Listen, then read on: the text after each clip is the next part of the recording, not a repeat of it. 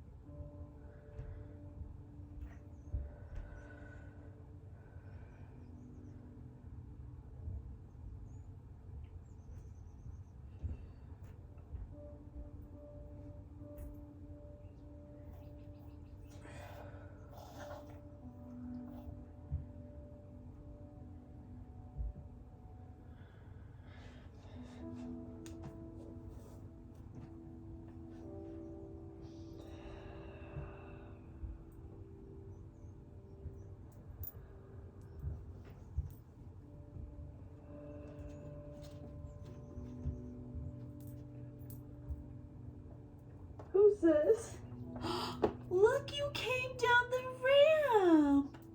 You just wanted to see me that badly? Cherry, we all know you can get off the couch. Good job, Olive. You too, Cherry. My little yogis. You doing yoga with me? Hi, babies.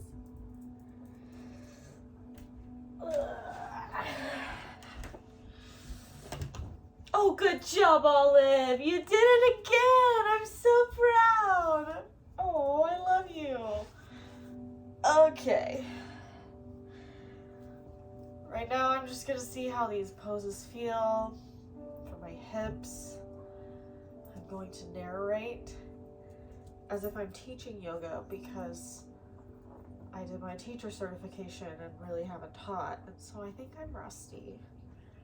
Even if this is a video that only I ever see, or probably my physical therapist, that's okay. I'm feeling quite a stretch right here. So this is a really good hip opener for me in my body with my body's challenges. I of course want to be mindful that every single person with a uterus problem or any sort of pelvic floor dysfunction experiences that in different places in their bodies. Sometimes I like to just hold myself in a little ball after stuff like that when it's really intense. I haven't done yoga in a long time.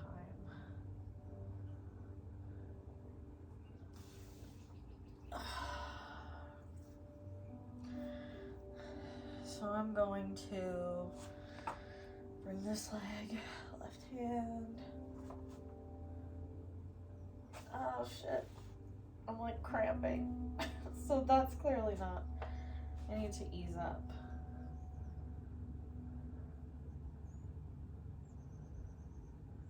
This is giving me a nice shoulder stretch.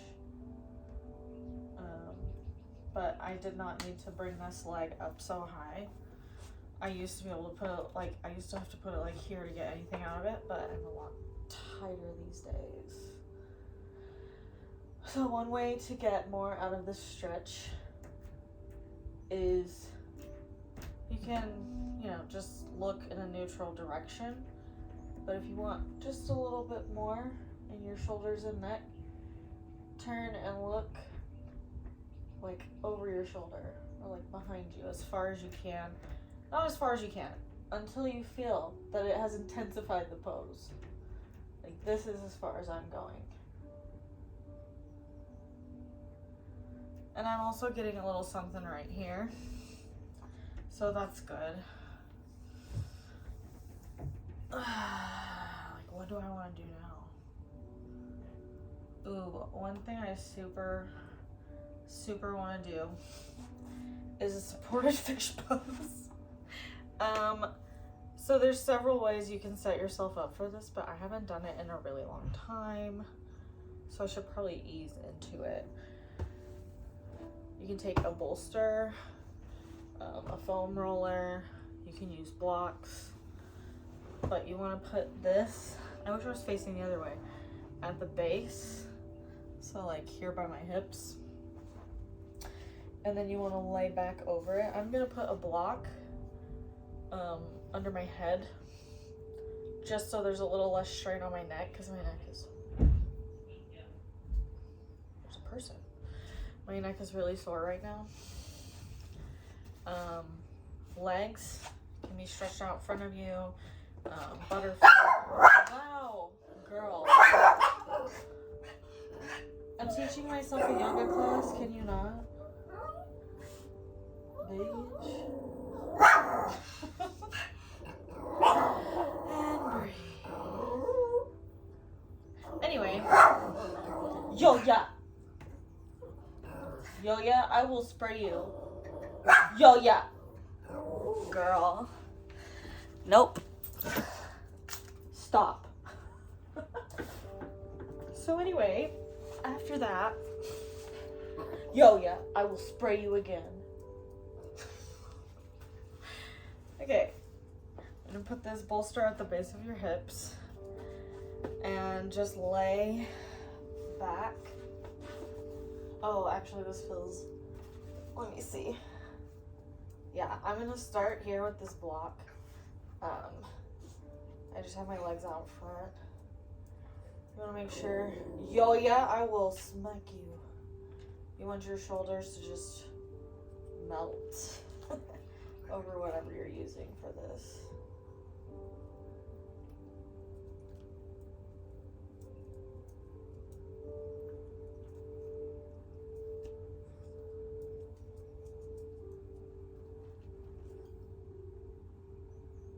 This is amazing. And the cool thing about restorative poses is that, you know, the longer you hold it, the more benefit you get out of it. And restorative yoga is so good for our nervous systems. Hey, is this Cherry? Oh, it's Cherry. So, my left hand is falling asleep, so I'm going to come up from this. I want to bring my knees in to take a little bit of the pressure off my lower back. That feels really good. And then I'm just going to slowly sit up. If you hold a pose for a really long time, you don't want any too dramatic or sudden movements. For me personally, sometimes I'm like, ooh, this makes me feel like I'm gonna pass out. So that's always a concern, but it's also, you know, your muscles are really, yeah, I actually don't know why, but I just know that that's the way you're supposed to do restorative. I'm trying to think what else would be. So for me, something I'm experiencing with endometriosis is that a lot of the pelvic floor dysfunction and the issues I have in my hips have actually contributed to like middle back pain and like shoulder tension, because my shoulders and all of these muscles up here are overcompensating for the lack of these muscles helping me and doing anything. So I know it seems like shoulder stuff isn't necessarily related to your hips and your uterus and whatever, but it totally is. And I'm just trying to get my creaky joints moving a little. This isn't anything official, it's just moving and feeling it. Especially because a supported fish pose like that can be kind of intense in your shoulders. What is good? Oh, I know what's good for my hips. So I'm just moving a little. Like this windshield wiper thing is always pretty nice, but I'm on my way down to my back. So I'm just transitioning. So laying flat on your mat. Hi Yoya, are you joining me for figure 4? Oh, downward dog, very nice. Oh, that's nice too. I don't know what that is. You're a yogi. Oh, Cherry, my other yogi. All of my yogis. Okay, so figure 4. I'm gonna bring this leg up, flex your foot, and then cross it over your knee on your opposite leg. If this is enough for you, you can hold here. If you want a twist for your back, go as far as your hips will allow. And I feel like this is a really good one for whatever this muscle is for me. So sometimes I like to just chill here for a few. If you want to stay here for a really long time, you can support your foot. I mean, I don't have my blocks over here, but you can support your foot and leg with a bolster. But you're supposed to keep this foot flexed to protect your knee a little bit more. And when that is enough, just unwind a little. I'm going to switch sides, but then I'm going to come back to this cross-legged thing and do something different. So for this, while you're in this pose, you can really do whatever you want with your arms. I just have mine overhead right now because I feel like it. There's no real reason. You could have them out to the side. This feels pretty nice. And Yoya likes it better because now she can lick my hand. Oh, hi baby, you're so sweet. Okay, and then coming back up. I'm gonna switch back, right over, left, take your hands, and then if you're able to, clasp your hands together behind your thigh. Or I guess this is your thigh. What is this? It's the back of your thigh, whatever. This is what having ADHD is like, for reference. So this is enough for me. If you want to get this stretch, it is a little bit deeper than the twist, I would say, for me. You can also, coming down, you can use a strap around the front of your knee. You would pull it through here and just tuck your leg in like this. Oh, see, I gotta flex my foot. But yes, figure 4, really good for this butt muscle. This probably has a name, a different name, but I don't know what it is. I guess I'll have to figure it out. I used to try to learn the Sanskrit names of the poses because it felt like, as an indigenous person, to me, I think attaching the language to the I don't even want to say like the craft or the art form, but attaching the language to this sort of movement honors the culture that it came from, because even though I'm an indigenous person, I can still recognize that yoga did not originate from my culture. So it's important to honor the place that it came from. Oh, that felt so good. Okay. And you can get up however you want, but sometimes I like to get in a little ball and roll around a little bit.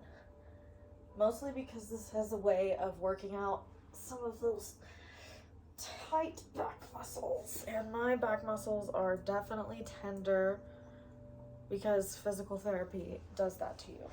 Hi, Yo-Ya. Oh, another downward dog. You are so good. Yo-Ya, do you want to work on our hips a little? Hi. Oh, I love you. What do you want? You just want attention? Okay. You're so beautiful. Ew, I don't want to make out right now. But I will get a drink. This is a nice video. I'm totally saving it. What's up, girl? Excuse you. Okay. The next thing I want to do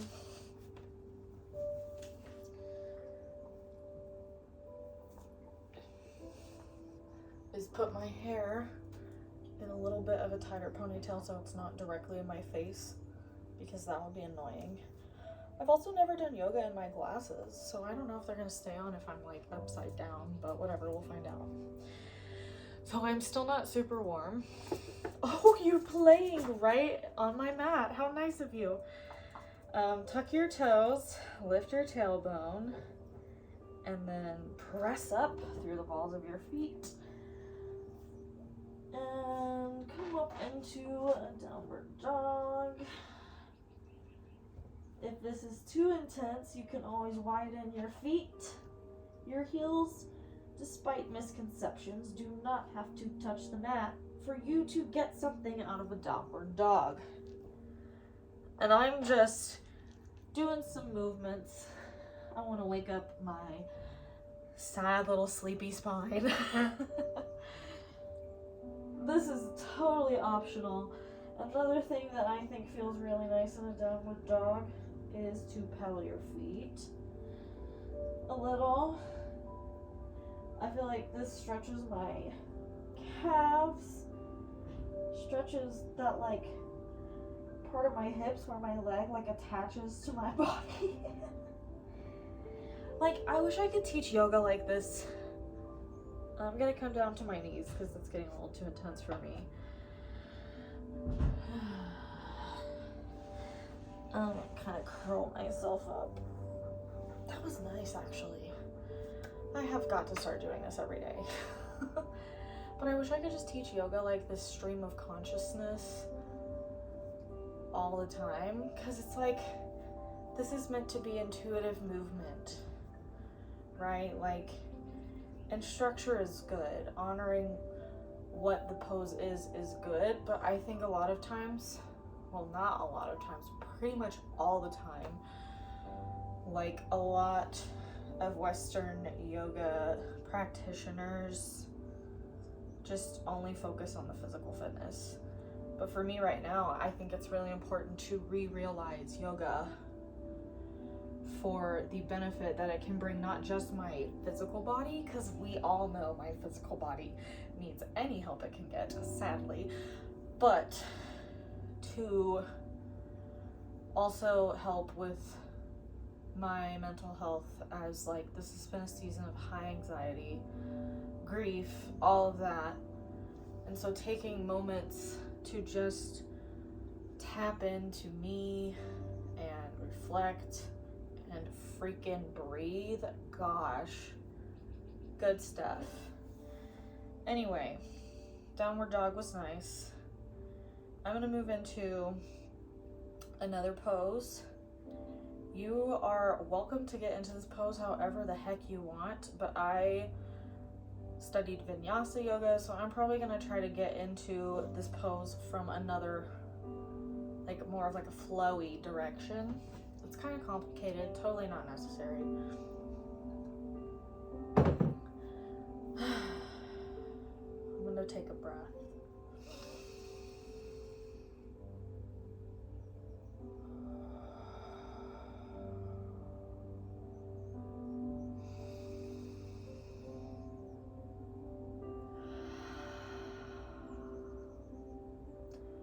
when you take a moment to pause and breathe, scan your body. Find any places that are holding unreasonable amounts of tension. And through your breath work, try to unwind all of those muscles. And because this is a yoga and yoga for hips and endo, uterus problems, etc., the place I noticed that was super tense for me, all my pelvic floor muscles, I tend to clench and not relax. And that's just the nature of endometriosis. It makes all your muscles chaotic and annoying and likes to just try to destroy your life, etc. So I'm gonna do one more cycle of that and then work to scan my body as I go along. Actually, I think verbalizing all of this stuff out loud really helps me like think through. Okay, anyway, that's a sidebar. Anyway, yes, body scan, extra breathing.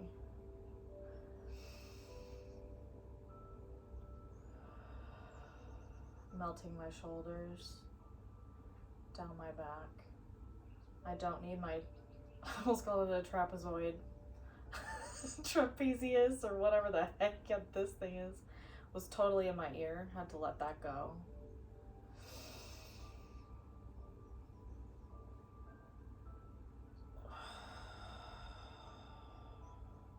Lower back, super tense, so I just sat back on the balls of my feet, my heels, etc.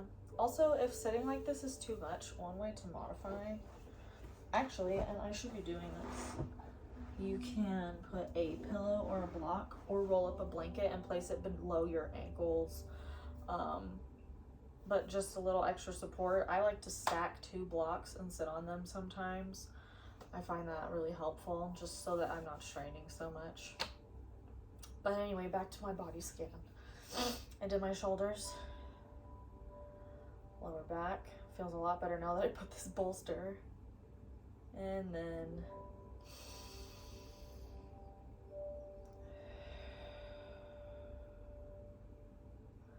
letting go of all of the tension that is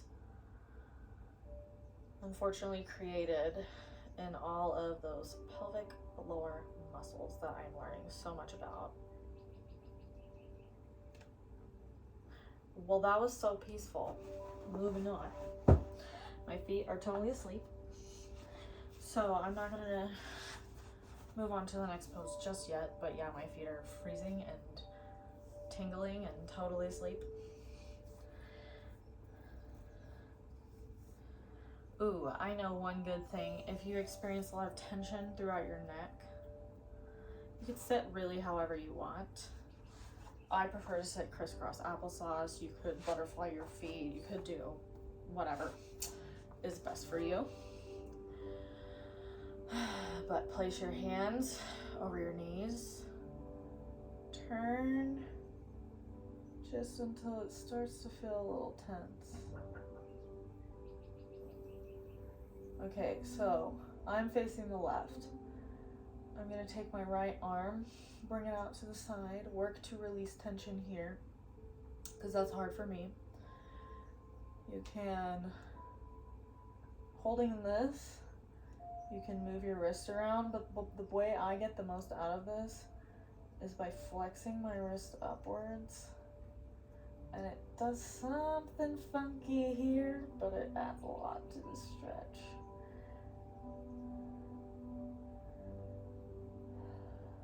And then just relax. If you're able, go deeper. Turn your neck a little further.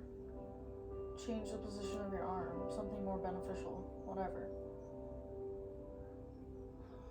I'm gonna roll my neck just a little, because gosh, I needed that. Chin to chest, great way to untwist, unwind, etc. And facing the right. Close your eyes, leave them open, whatever you want. There's not really any rules. So I'm gonna, like for me right here, just turning, I didn't get much out of it, but tilting, sometimes if you move up or down, like this muscle, I feel it here. I don't feel it here. But this does something for me. Oh, I need to try and melt this.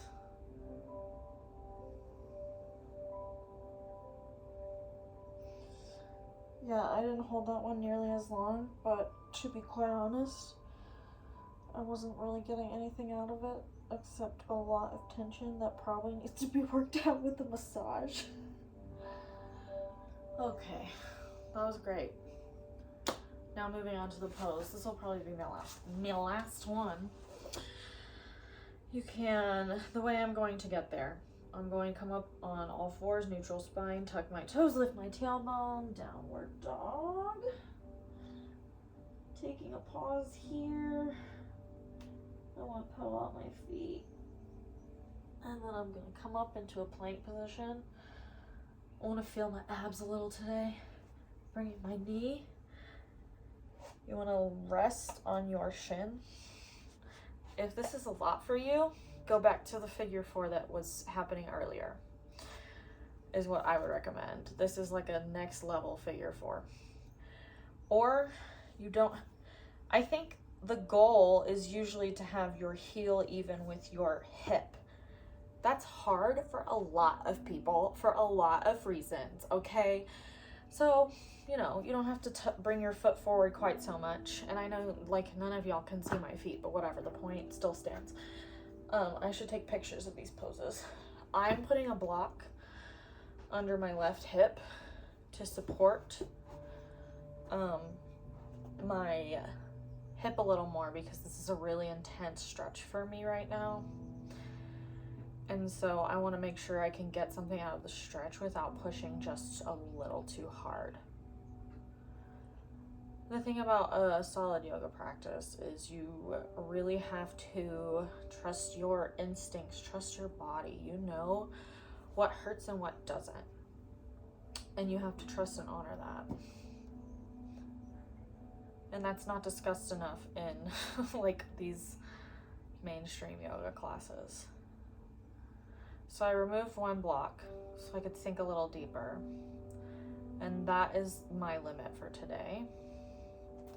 My left foot, totally asleep.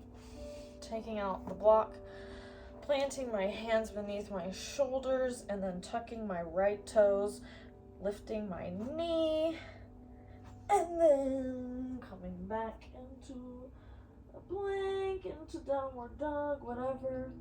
However you want to unwind. Some people like to do some kicks. This is another hip opener in downward dog. You could stop here just with this leg extension or bend and open up a little. If you are flexible enough, you can transition into full wheel from this hip opener. So I'm gonna stay here for a sec before going back into my, dang, that's not, is it called lizard? Whatever, maybe it's pigeon. I think it's pigeon. I'm rusty. It is what it is. Okay. So I brought my right knee forward. If this is a lot for your knee in the extended leg or otherwise, place a blanket under there. I'm pretty sure I have some sort of hypermobility issue. So my kneecap is always like, so don't be ashamed to use the things you need and do what works for you. For me, it's a lot harder on this side. Sometimes once you're in these poses, if it's not too intense on your hips, you can sink lower. So I'm gonna come onto my forearms and see how that feels. And for me, this put the stretch in the spot that I needed it, as opposed to me just struggling with tense muscles at a different level. So remember that each side and each angle, everything, it is different in every single body. I'm describing what I'm feeling in my stretching, but you may not feel this. And guess what? That's okay. Totally okay. This one always rocks my world. I used to do this this is an amazing stretch for runners. And then I'm gonna come up, do a little downward dog, plank.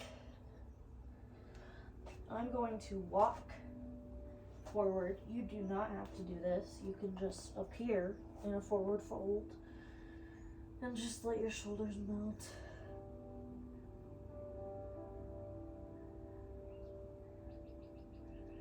For me, I'm feeling this. Oh my God, the word I was looking for earlier was hamstrings. Yes, so I feel this in my hamstrings. And you want to come up. What is this called? Forward fold, halfway lift. Anyway, the thing with a halfway lift, I'm gonna do my fold. I have a very wide stance too. So people say like feet directly below your hips. Well, if you have hip problems, no, not necessarily. I like to come out like this. And because of the hypermobility, like if I go too far, my knees will lock out really badly, like this. And you want to maintain a little bit of a flex. So I'm in my forward fold. Ooh, nice shoulder stretch all the way down. I feel this a lot right there. What's that called? Thoracic spine, I think. The one in the middle. Yeah, that's thoracic. Because the lumbar is like desk chair stuff. And cervical is like your brain. Okay, back to halfway lifting. So you want to keep your back as flat as possible. So I struggle with rounding too much or flexing here too much, but actually this is, I can feel just a proper halfway lift is really activating these muscles. Like, it sounds fake, but it's not. My lower back, super activated. So sometimes it's worth it to not rush through. Oh, my back pop, that felt amazing. Not rush through this forward fold, halfway lift sequence. Just because it is fire. That's all. I don't have a real explanation. And then I'm gonna come back up. Shoulders back, melt. I want to activate my core a little because I have a tendency to do this. And I bet a lot of people do that. I read about it on the internet. It's called a pelvic anterior tilt. I just thought like my back was messed up. But it's because these muscles suck. So anyway, I'm gonna lift up. And then bring my hands to heart center and look at this beautiful mountain on my screen. I'm gonna work to not lock my knees. I want to extend the crown of my head towards the sky like there's a string pulling me up. And then breathe.